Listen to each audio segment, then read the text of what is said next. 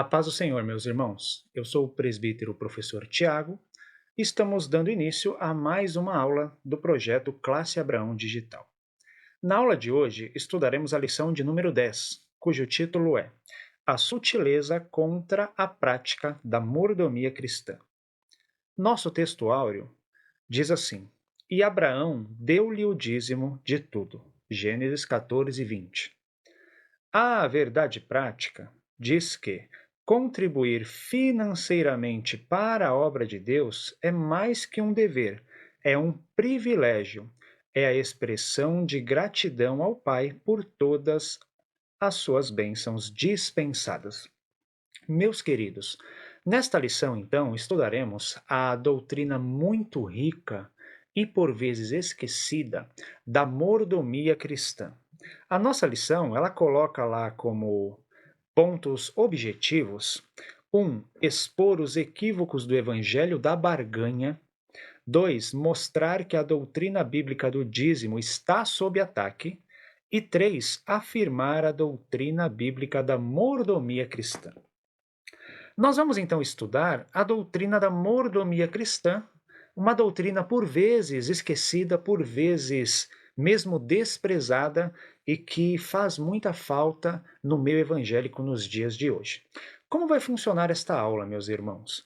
Eu passei para os irmãos os objetivos e eu vou fazer aqui uma inversão da lógica da aula, porque a aula começa falando da barganha, do evangelho da barganha. A aula segue no ponto 2, falando da doutrina do dízimo, e no ponto 3, falando da doutrina da mordomia cristã. Como eu farei, irmãos? Como é uma aula de professores, nós vamos fazer o seguinte: eu vou dar uma aula mais prolegomena, mais de introdução, e vou dar uma aula mostrando o fundamento da mordomia cristã para a prática da contribuição, seja dízimo, seja oferta, e para a rejeição do evangelho da barganha. Então, nós vamos começar com as pressuposições bíblicas e doutrinárias para que os irmãos tenham uma base mais forte, mais sólida, para argumentar a favor das doutrinas bíblicas e para argumentar contra as falsas doutrinas, por exemplo, a doutrina da teologia da prosperidade e do evangelho da barganha. Meus queridos, vamos lá então. A doutrina da mordomia cristã é por vezes desprezada. Eu mesmo aqui fiz uma pesquisa nos meus livros, em algumas teologias que eu tenho aqui, e muitas teologias, elas omitem essa doutrina, elas negligenciam essa doutrina. Mas com algum esforço, nós conseguimos aí encontrar uma sistematização muito interessante sobre ela. Vamos lá então, meus queridos. Vamos a uma introdução. Um teólogo da Universidade do Seminário Batista da Califórnia, chamado S.L. Fisher, ele vai apontar que a doutrina da mordomia cristã, ou a doutrina do mordomado, ela tem suas origens no termo grego oikonomia, que é um termo derivado de oikonomos. Ela também tem origem em outro termo grego, que é o termo epítropos. Este termo, que eu falei em primeiro lugar, o oikonomia, ele significa a administração, um administrador. Então, o mordomo, ele era um administrador, o administrador de um lar, de uma casa, de uma família. Essa palavra também tem a ver com os afazeres do lar, com as obrigações, com as responsabilidades relacionadas a uma casa, a um lar. Já o termo oikonomos faz referência a um gerente, a alguém de confiança, a um administrador, a um gestor, alguém escolhido para cuidar das receitas e despesas de uma casa. O termo epítropos, que também é um termo grego, já faz referência mais a um tesoureiro, a um gestor. Muitas vezes nós temos na Bíblia o termo tesoureiro de uma cidade, tesoureiro do rei. Nós veremos mais adiante. Todos esses termos gregos têm origem no conceito de administrar algo que não lhe pertence, administrar algo que pertence ao seu senhor, ok? Na palavra de Deus, nós encontramos o termo oikonomia, por exemplo, no Evangelho de Lucas, capítulo 12, lá no verso 42, quando nós temos o seguinte: Disse o Senhor: quem é, pois, o mordomo fiel e prudente, a quem o Senhor confiará os seus conservos para dar-lhes o sustento a seu tempo? Esta expressão mordomo, mordomo fiel e prudente, vem do grego oikonomos, ou oikonomia. Nós temos também essa expressão num sentido contrário, do mordomo infiel. Ainda no Evangelho de Lucas, capítulo 16, no verso capítulo 16, no verso 1, que também é chamado de parábola do mordomo infiel, que diz assim: Disse Jesus também aos discípulos: havia um homem rico que tinha um administrador. Este lhe foi denunciado como quem estava a defraudar os seus bens. Então, nós temos aqui, meus irmãos, exemplos do uso deste termo. Nós também temos o uso do termo epítropos, que também fala de um administrador, de um gestor, no Evangelho de Mateus, capítulo 20.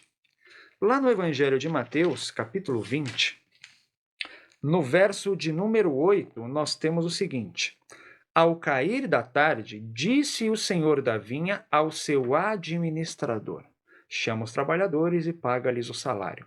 Este administrador do senhor da vinha vem do grego epítropos.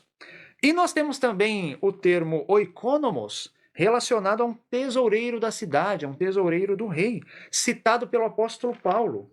Lá na epístola de Paulo aos Romanos, nós vamos ler o capítulo 16. Capítulo 16, verso 23, que diz assim: Sauda-vos Gaio, meu hospedeiro e de toda a igreja. Sauda-vos Erasto, tesoureiro da cidade. E o irmão quarto. Erasto, tesoureiro da cidade. Vem da palavra oikonomos. Então, é um tesoureiro, é um administrador, é um cuidador. Nós sabemos que, mesmo o senso comum vai nos dizer que o administrador deve administrar, deve gerir bem aquelas posses, aqueles bens que estão sob sua responsabilidade. Mordomia, meus irmãos, é também definida no contexto bíblico como a administração de bens e deveres pelos quais a pessoa é responsável. O mordomo, ou oikonomos, é a pessoa que administra o lar. A palavra epítropo também tem o sentido de superintendente e também é traduzida em algumas versões como procurador, como nós temos lá em Lucas, capítulo 8. Para fechar os exemplos bíblicos do uso desse termo grego no Novo Testamento, Lucas capítulo 8, no verso 3, que diz assim: Joana, mulher de Cusa, procurador de Herodes. Procurador aí vem do termo epítropos. Susana e muitas outras, as quais lhe prestavam assistência com os seus bens. Então, um ponto importante da nossa lição, meus irmãos, é que Deus nos deu a responsabilidade como humanidade de zelar e cuidar dos bens da criação divina. E nós, ainda como cristãos, devemos servir de mordomos a Deus, cuidando da criação em primeiro lugar, e em segundo lugar, administrando bem, sábia e generosamente os bens que Deus nos dá, porque tudo vem dele e pertence a ele em última instância. As raízes da ideia de mordomia cristã estão no conceito, na ideia de escravidão ou servidão. Então, nós temos que entender que, muitas vezes, no Antigo Testamento, em alguns casos no Novo Testamento, um senhor escolhia um de seus servos, um de seus escravos, às vezes, para ser o administrador do seu lar, para ser o administrador do seu patrimônio. Nós temos que entender, em certo sentido, que o próprio Paulo se via, compreendia a si mesmo como uma espécie de escravo do Senhor. Quando nós temos lá, no início de algumas epístolas, Paulo, servo do Senhor Jesus Cristo, aquela palavra servo também pode ser traduzida como escravo do Senhor Jesus Cristo. O escravo pertence ao seu Senhor, é posse do seu Senhor. Nós somos posse, pertencemos ao Senhor nosso Deus. O Senhor então nomeava esse servo, esse escravo, para administrar, para lidar com o seu patrimônio. E olha que interessante, meus irmãos. Este mordomo, este servo administrador, ele tinha a prerrogativa de ensinar os familiares, ensinar os membros da família, orientar os membros da família e até mesmo disciplinar membros da família, em especial crianças, jovens e outros escravos. Então, era uma responsabilidade muito grande, demandava pessoas de elevada sabedoria e capacidade. Nós temos o exemplo de José como um servo mordomo na casa de Potifar. Lá em Gênesis 39, os versos de 1 a 6 dizem o seguinte: José foi levado ao Egito, e Potifar, oficial de Faraó, comandante da guarda, egípcio, comprou dos ismaelitas que o tinham levado para lá. O Senhor era com José, que veio a ser homem próspero, e estava na casa de seu senhor egípcio. Então Potifar era o dono de José. Vendo Potifar que o Senhor era com ele e que tudo o que ele fazia o Senhor prosperava em suas mãos, logrou José mercê perante ele, a quem servia, e ele o pôs por mordomo de toda a sua casa, e lhe passou às mãos tudo o que tinha. E desde que o fizera mordomo de sua casa e sobre o que tinha, o Senhor abençoou a casa do egípcio por amor de José. Verso 6. Potifar tudo o que tinha confiou às mãos de José, de maneira que, tendo-o por mordomo, de nada sabia, além do pão com que se alimentava. Então Potifar entregou tudo nas mãos de José. E José administrava, de tal forma que Potifar desconhecia como andavam as finanças de sua casa, a não ser o que ele comia. Então, olha só a confiança da qual esses mordomos eram dignos. Olha a responsabilidade. A mesma responsabilidade e confiança deu o Senhor a nós, para que nós cuidássemos da riqueza de sua criação. Portanto, a doutrina do mordomado é fundamental para entendermos esse relacionamento triplo, este delta de relacionamento entre o Senhor, a sua obra criada e o ser humano. O Senhor sendo dono e criador de todas as coisas e dando ao ser humano a responsabilidade prerrogativa para cuidar de sua obra. Vamos lá então.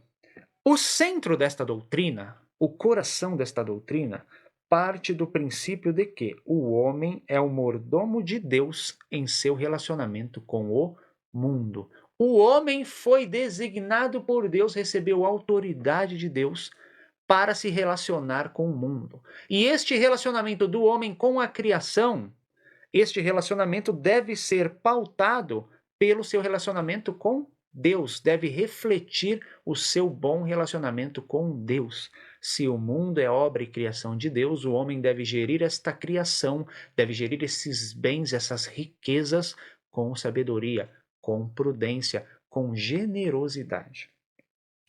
O modo de viver que envolve as atividades diárias, os valores, os objetivos para a vida e uso de toda a criação deve ser pautado pelo mordomado. Então, tudo que fazemos, todos os nossos objetivos devem ser pautados pela filosofia de que Deus é o dono e criador do mundo e entregou este mundo nas nossas mãos para que fosse bem administrado, zelado, cuidado. O mordomo é o representante de Deus neste mundo e ele é o gerenciador de toda a criação.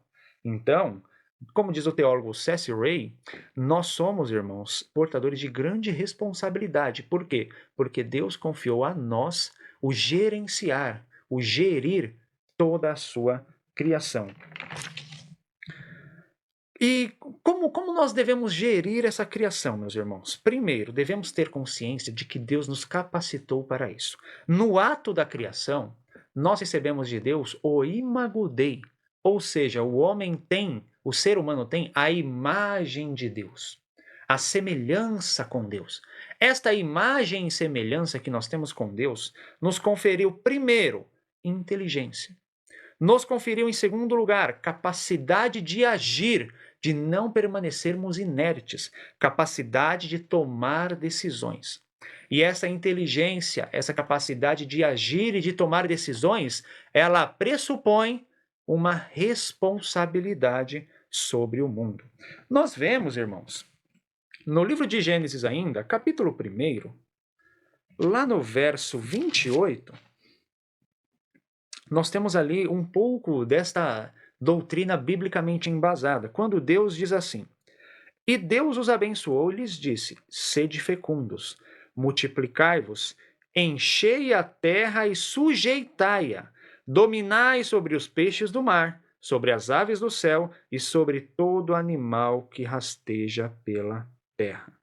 Então, Deus nos deu a capacidade de dominar, de sujeitar a terra, de manipular a sua criação. Por quê? Porque, como seres que são portadores da imagem de Deus, nós temos a capacidade de criar. Não a partir do zero como Deus, mas a partir das coisas que Deus criou. Nós, por termos essa capacidade de dominar, de gerir, nós somos responsáveis pela manutenção e vamos responder pela gestão de toda a criação que Deus entregou nas nossas mãos. Então, haverá uma responsabilidade por parte do homem, da humanidade, por suas decisões para com a criação. A autoridade que Deus nos deu pressupõe a responsabilidade.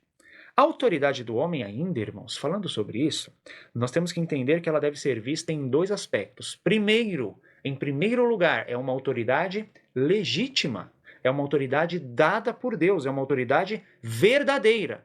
Porém, ela é uma autoridade secundária, é uma autoridade subjacente, é uma autoridade derivada da autoridade de Deus. Então, Deus tem a posse absoluta da sua criação. Deus tem a autoridade máxima em primeiro lugar. Nós somos despenseiros de Deus, não donos daquilo que Deus fez. Deus é o possuidor, Deus é o dono. Nós vemos isso em dois textos muito interessantes e apontados na nossa lição. O primeiro deles está em Salmos, no Salmo 24, lá no verso 1 e 2, que diz o seguinte: Ao Senhor pertence a terra e tudo o que nela contém, o mundo e os que nele habitam. E agora o salmista vai dar o porquê a terra pertence ao Senhor. Fundou-a ele sobre os mares e sobre as correntes a estabeleceu. Então, por que a terra pertence ao Senhor, meus irmãos? Porque ele é o Criador, foi ele quem fez. Como Deus fez, criou todas as coisas pertencem a ele. Ok? Lá no livro de Atos, capítulo 17, no verso 24, Atos 17, 24, nós também temos um ensino sobre isso, que vai dizer o seguinte: O Deus que fez o mundo e tudo que nele existe, sendo ele Senhor do céu e da terra. Então ele criou o mundo e ele é Senhor do mundo. Ele tem autoridade suprema, autoridade máxima, autoridade irrevogável, inquestionável sobre a sua criação. É dessa autoridade de Deus que vem a nossa autoridade sobre o mundo, sobre a criação. O mordomo, irmãos, ele deve ter uma visão cristã singular da ordem material, diz o teólogo C.S. Ray. O que ele diz, irmãos? Nós, para nos relacionarmos corretamente com a criação de Deus, para servirmos a Deus, para exercermos o mordomado, nós devemos primeiro compreender que tudo foi feito por Deus, tudo foi feito por Cristo e para Cristo. Então, tudo é sustentado por Cristo Jesus. Nós vemos isso lá na Epístola de Paulo aos Colossenses. Epístola de Paulo aos Colossenses, no capítulo 1. Nós vamos ler os versos 15 a 17, que diz assim: Este é a imagem do Deus invisível, o primogênito de toda a criação, falando de Jesus Cristo. Pois nele foram criadas todas as coisas, nos céus e sobre a terra, as visíveis e as invisíveis, sejam tronos, sejam soberanias, quer principados, quer potestades. Tudo foi criado por meio dele e para ele. Verso 17. Ele é antes de todas as coisas. Nele tudo subsiste. Isto é, tudo foi criado por Cristo, para Cristo e existe porque Cristo sustenta toda a criação com seu infinito poder. Então nós precisamos entender na nossa relação que ao cuidar da criação estamos cuidando daquilo que Cristo fez para si mesmo e daquilo que Cristo sustenta para ele mesmo. Charles Spurgeon, em um de seus sermões, ele dizia o seguinte, que o motivo de um homem idoso acordar de manhã e se levantar da sua cama, e o motivo porque os seus joelhos não vacilam, não é porque os seus músculos e tendões já idosos ainda aguentam o seu peso. Este não é o motivo. O motivo porque os joelhos de um idoso não vacilam é porque Deus o sustém. O motivo de todas as coisas ocorrerem, de toda a ordem criada, de toda a vida, não é simplesmente por causa do universo e das leis que Deus criou, embora elas sejam verdadeiras, mas o motivo é porque Deus sustenta e mantém todo este universo funcionando com base nas leis que ele criou. Então, o sustento, a base, a manutenção de toda a criação vem do próprio poder de Deus. Devemos compreender que o propósito da criação é servir a Deus e glorificar a Deus. Isto está registrado na Epístola de Paulo aos Romanos, capítulo 11, no verso 36, que diz assim, é o cântico de Paulo e é já o encerramento do seu cântico, que diz assim, porque dele, e por meio dele, e para ele são todas as coisas. A ele, pois, glória eternamente. Amém. Então, tudo existe para servi-lo e glorificá-lo. Olha, irmãos, os irmãos veem quanto tempo a gente está desenvolvendo esta doutrina. É uma doutrina sólida nas Escrituras.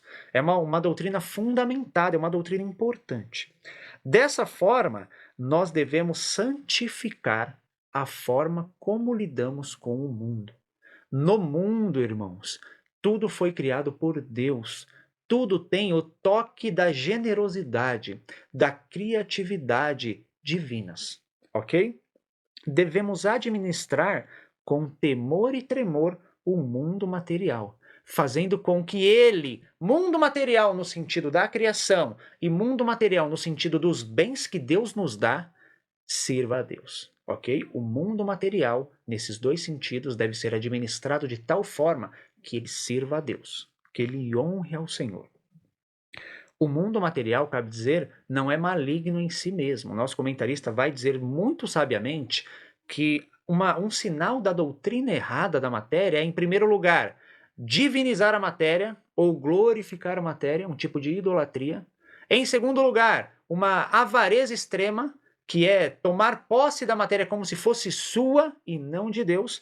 E em terceiro lugar, o extremo oposto, tornar a matéria maligna, demonizar a matéria.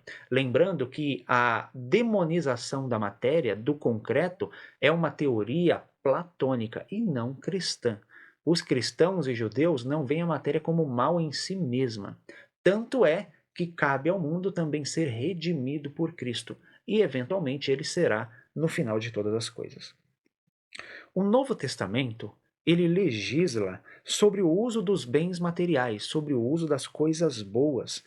O Novo Testamento vai nos ensinar, irmãos, que, em primeiro lugar, devemos usar os bens materiais para cuidar da nossa família. Está lá em 1 Timóteo 5 e 8. Em segundo lugar, devemos usar os bens materiais para ajudar os necessitados. Está registrado lá em Lucas 10, 30 a 37. Em terceiro lugar, devemos usar os bens materiais, isso é muito importante, é um ponto enfatizado na nossa lição, para sustentar o trabalho da igreja, dos ministros e das missões. Então, isso está registrado lá em 1 Coríntios 9, 4 ao 18, quando Paulo faz uma argumentação complexa sobre a prerrogativa que os ministros têm de a quem eles ofertam os bens espirituais, dessas pessoas eles podem receber os bens materiais, ok? Então, é um texto longo que não vai dar tempo de eu ler para os irmãos, mas 1 Coríntios 9, verso 4 ao 18. Paulo vai argumentar em favor de que os ministros sejam sustentados pela comunidade. Continuando, um Deus doador espera um povo doador. Isto é, o mordomo cristão é um doador alegre. Como nós sabemos isso, meus queridos? Deus Cristo, ele nos concedeu a vida, ele nos doou a vida. Está registrado na Epístola de Paulo aos Efésios, capítulo 2,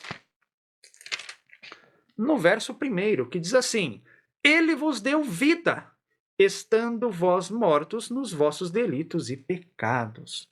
Um Deus doador, meus irmãos, ele nos deu um Salvador, que está lá registrado em Gálatas, capítulo 1, nos versos 3 e 4, que diz o seguinte, nos versos 3 e 4, que diz assim: Graça a vós outros e paz da parte de Deus, nosso Pai, e do nosso Senhor Jesus Cristo, o qual se entregou a si mesmo pelos nossos pecados.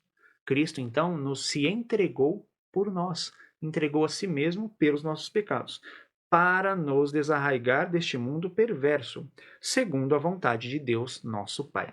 Tanto Cristo doou-se a si mesmo, quanto Deus, o Pai, doou o seu Filho. Então, aquele que recebe o novo nascimento, aquele que recebe a nova natureza de Deus, ele deve receber também uma vocação doadora, uma vocação generosa, porque Deus, o Pai, é doador, é generoso para conosco, ok? Generosidade, meus irmãos, para chegar na parte final da nossa lição, é diferente de barganha. Em 2 Pedro 2 e 3, nós temos a condenação daqueles que fazem comércio com a fé. A condenação daqueles que fazem a barganha.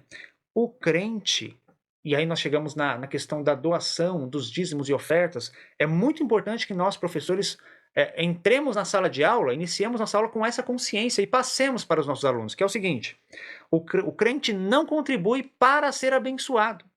A contribuição, em primeiro lugar, meus irmãos, é um ato de gratidão a Deus. A contribuição, irmãos, é a gratidão por aquilo que Deus já fez por nós, e não um ato de barganha para que Deus faça mais por nós. Deus não pode ser influenciado, Deus não pode ser manipulado por nossas contribuições, ok? Porque ao fim e ao cabo, tudo que nós damos para Ele já é dele, já pertence a Ele, porque Ele é o dono e Senhor de todas as coisas. Então, meus queridos, nós contribuímos primeiro como forma de gratidão.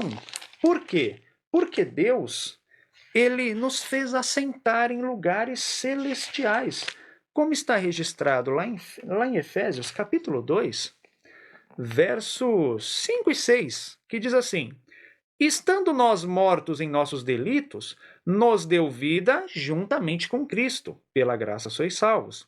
E juntamente com ele nos ressuscitou e nos fez assentar nos lugares celestiais em Cristo Jesus. Então nós contribuímos para agradecer aquilo que Deus já fez por nós. Apocalipse, lá no capítulo 1, nos versos 5 e 6, nós temos também outro privilégio. Da parte de Jesus Cristo, fiel testemunha, primogênito dos mortos, e o soberano dos reis da terra, aquele que nos ama e pelo seu sangue nos libertou dos nossos pecados. Cristo já fez isso. A obra de Cristo. E João continua: e nos constituiu reino, sacerdotes para o seu Deus e Pai. A ele a glória e o domínio pelos séculos dos séculos. Então Deus nos fez reino, sacerdotes. Algumas traduções vão dizer reis e sacerdotes, para a glória de Deus. Para agradecer por isso é que nós contribuímos na casa do Senhor. Por isso, meus irmãos, nós não podemos transformar a doutrina da mordomia cristã em um ato de barganha. A própria ideia de um ato de barganha gera uma visão errada de Deus e uma visão errada do nosso relacionamento com Ele, do tipo de relacionamento que nós devemos ter com Deus. O tipo de relacionamento que nós devemos ter com Deus não é um relacionamento de barganha, de toma lá da cá, de troca de favores, nem mesmo um relacionamento de mérito, mas é um relacionamento de graça, de confiança, de fé, de entrega entrega, de servidão. É um relacionamento, para usar os termos medievais, de suzerania e vassalagem, onde Deus é o nosso soberano e nós somos os seus vassalos. Devemos ter a clareza, irmãos, e esse talvez seja o ponto mais importante da nossa lição, de que contribuir na casa do Senhor é, em primeiro lugar, um privilégio. Então nós devemos enfatizar isso para os nossos alunos. Contribuir, em primeiro lugar, é um privilégio, é uma oportunidade que Deus te dá de contribuir na sua obra, na sua casa, com o seu reino. É uma oportunidade que Deus nos dá de honrá-lo com a nossa inteligência, com a nossa capacidade de gestão e com os nossos recursos materiais. Ok, meus queridos? Devemos demonstrar a nossa gratidão a Deus contribuindo em sua casa. Meus irmãos, essa então é a doutrina da mordomia cristã. Eu acredito que os irmãos tenham subsídios para argumentar de acordo com os pontos da nossa revista. Eu agradeço a oportunidade. Fiquem com Deus, na paz do Senhor.